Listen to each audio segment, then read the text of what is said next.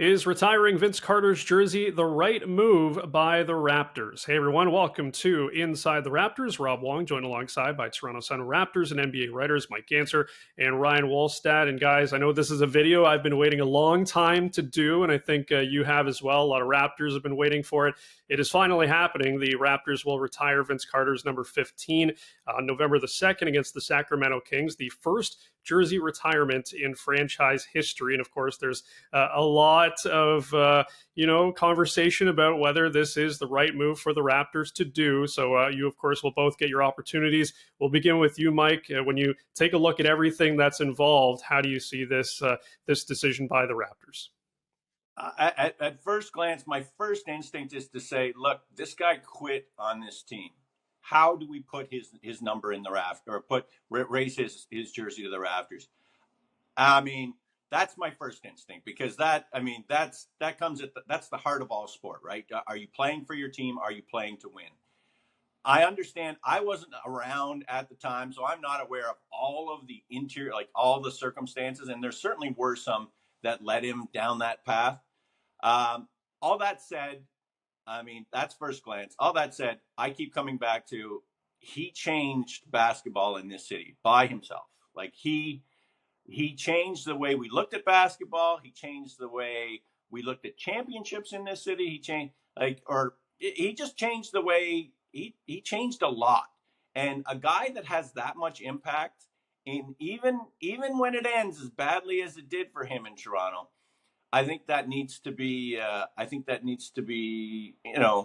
dignified with something like this. And so I've come around to saying yes. Okay, yes, we should be putting that jersey up there in the rafters. But it didn't come easy. I'll say that for sure. Yeah, for me, I mean, there's similar thoughts. At first, you remember back to like the way it ended, and you think, really, like this is a guy who was mailing it in, was not trying, was totally frustrated and was barely dunking, was hurt all the time, and it just was a disaster, like embarrassing the city and the team at the end. And then goes to New Jersey and is a superstar again. So it seems kind of weird, but then you do it like Mike said. You have to look. This is the guy that put the Raptors on the map. This was as bad. Look at the Charlottes, the Detroits right now, all the Nets, all these terrible franchises that are just in the basement forever. That's what the Raptors were. Their first bunch of years, they were a joke, and he put them on the map. He was the leading vote getter 3 years in a row, slam dunk champion, the most exciting player in the NBA, the best combination of shooting and athleticism in the world. And he almost took the Raptors to the Eastern Finals, and maybe it would have been a date with Kobe and Shaq and the Lakers eventually. He was that good. Yes, as Mike said, the ending was poor, but you have to keep in mind, I think, that the front office was a complete disaster, and they coddled him from the start, which created a monster. And, would it be nice if he took some blame at all, which he never has for his role in things? Absolutely. But, I think it's the right thing to do. And it makes sense in year 30 to honor, as I said, the guy who put the Raptors on the map. We might even look at this differently if management had actually gotten a return for that talent. I mean, like that, and again, and I'm not trying to absolve Vince of any blame in this, but that was a big factor in it. Like the fact that they got like literally nothing for the man, and it's unbelievable the way that all shook out. But it's I mean, his impact won't be lost in this city, and it's probably just that his number be retired.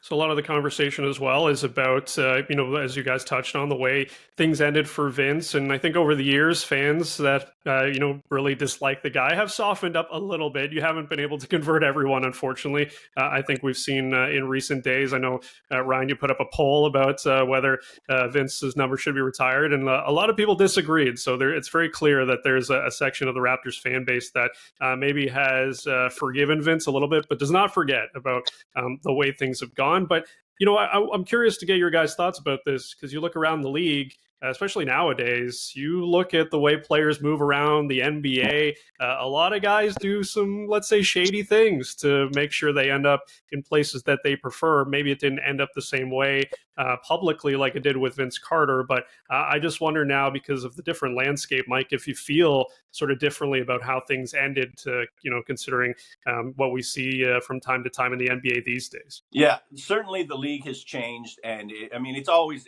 been a players' league, but it's never been more of a players' league than it is right now. I do believe that. I kind of go back to everybody, the people that are saying, "Oh, this is wrong. You can't put Vince up in the rafters. You can't put that number up there. It should be Kyle Lowry first." I mean, people have short memories because Kyle Lowry in his first year wanted nothing to do with the Raptors. So yes, it was at the beginning rather than at the end, but he basically quit on this team before he got started. And it was only after, a lot of things went down and a lot of things happened that Kyle came around and decided, yeah, I can make my home here and I'd like to be part of this team. So yeah, you can say it should have been Kyle first, but even he's got warts too, and people forget that. So, it has changed over time. Like I said, if you'd asked me this question about Vince, even 5 years ago, I would have said absolutely not, no way. But yeah, the league has changed. The level of power that the players have has changed, and this doesn't really reek as much as it probably would have for me 5 years ago. Yeah. And I think you also have to look at what Vince did beyond just for the Raptors, what he did for basketball in this country, like how many players he inspired, how many players we see now playing for Team Canada in the NBA starring, who said this is the guy they watch. This is the guy that inspired them to pick up a basketball and to pursue greatness. I mean, I think that's an important part of it too. And I think it also helps that the Raptors did win a title.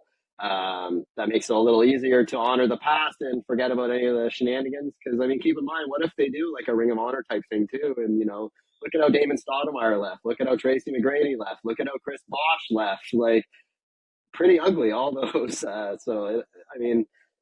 Like you're saying, this is the way things are now. A lot of those departures will be treated differently today. So, time heals all wounds, and the man did more good than bad for everyone. And I guess it just makes sense that it's happening, and it's going to happen now.